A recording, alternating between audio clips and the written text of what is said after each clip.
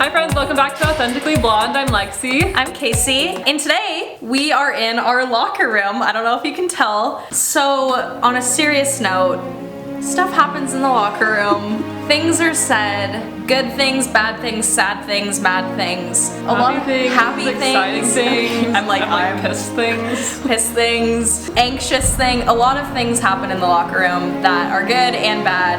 And we just kind of thought that we need to address that today by sitting here in the locker room and facing our triggers, one might say.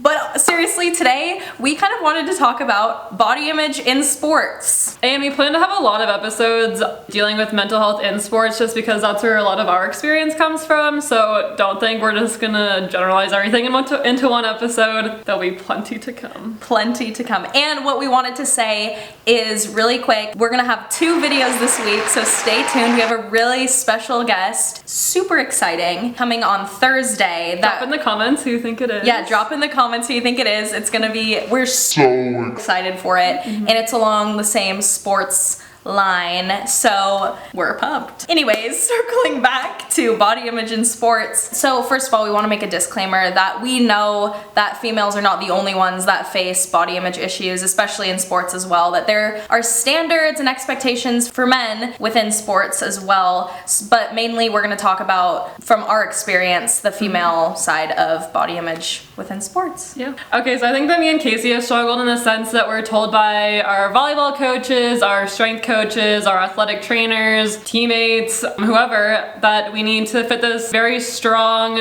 idealized athletic body type, which means muscular, and that means you lift all the time and you gain muscle. And your arms get bigger and your legs get bigger and things get crazy.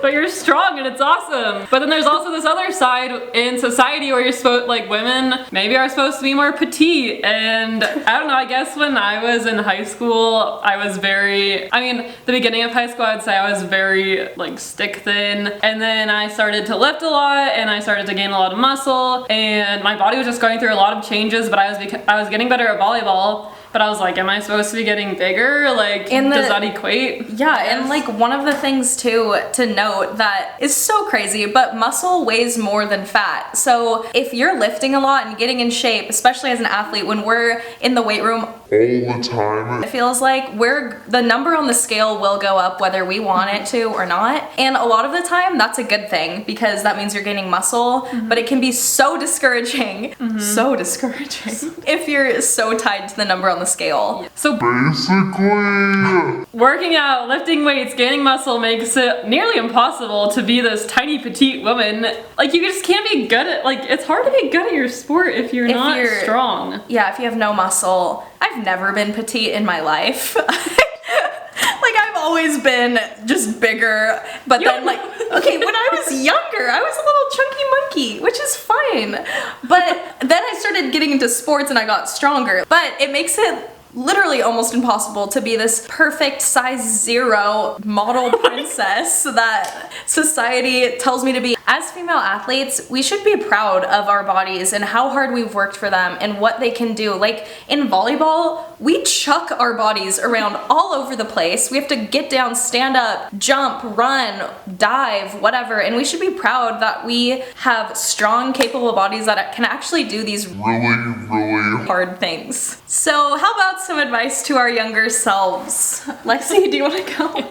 So I think that the advice I would give to my younger self is to just be appreciative of the things that my body can do instead of picking it apart in the mirror every day, and just knowing that, like, when I am strong, I feel good about myself and it shouldn't matter the number on the scale or what society tells me to be. That's good advice. I'm like, I need to hear that advice also. I would probably tell myself to just embrace the muscle, because for years I was seeing, especially in high school, I was seeing like my legs get bigger and stronger, but to me, all I saw was they were getting bigger. My jeans weren't fitting. Whatever. Oh, jeans. Ugh. We hate jeans over here. But my jeans weren't fitting, and I was like, oh, I'm gaining weight, I'm getting fat, but really I was just getting strong. So I would just tell myself to embrace the muscle and be excited for the progress, and seeing how your body changes is really cool. We just want to wrap it up by saying that all bodies are beautiful. Strong bodies, petite bodies, literally any body type. It can do so much for you, and what you put into your body decides a lot of that, and how you exercise, and just all sorts of things. But in the end,